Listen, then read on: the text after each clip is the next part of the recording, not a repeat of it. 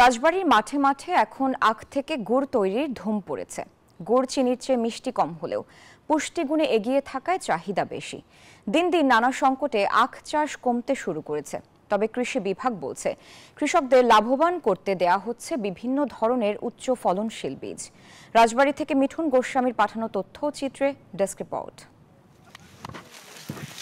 কেউ আখ কাটতে ব্যস্ত, কেউ ব্যস্ত আখ থেকে পাতা ছাড়ানোয়। অন্যদিকে ক্ষেতের পাশে মাড়াই যন্ত্রে ঢুকিয়ে আখ থেকে রস তৈরি চলছে পুরো দমে।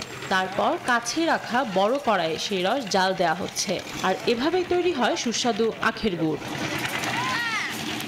আখ মাড়াই এবং গুড় তৈরির মহোৎসব এ দৃশ্য এখন রাজবাড়ীর পাংশা উপজেলার হাবাসপুর পদ্মা নদীর প্রত্যন্ত চরাঞ্চলের। এখানকার কৃষকেরা বহু বছর ধরে এভাবে আখ থেকে গুড় তৈরি করে আসছে।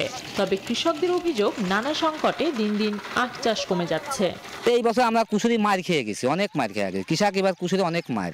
আমাদের যে খরচ, সে খরচটা আসলে ওটাই কষ্ট। গুড় মনে করেন ভাই আমরা 2600, 2700, 3000 টাকা করে বেচতে পারি সর্বোচ্চ, কিন্তু 1 কেজি সার কিনা লাগে 65 টাকা দিয়ে। এখন গুড়ির দাম নাই, সারের দাম বেশি, এখন এ করে কোনো পড়তা নাই। আখ চাষ কমে যাওয়ার কথা স্বীকার করে এই কর্মকর্তা জানালেন, কৃষকদের লাভবান করতে উচ্চ ফলনশীল বিভিন্ন বীজ সরবরাহ করা হচ্ছে।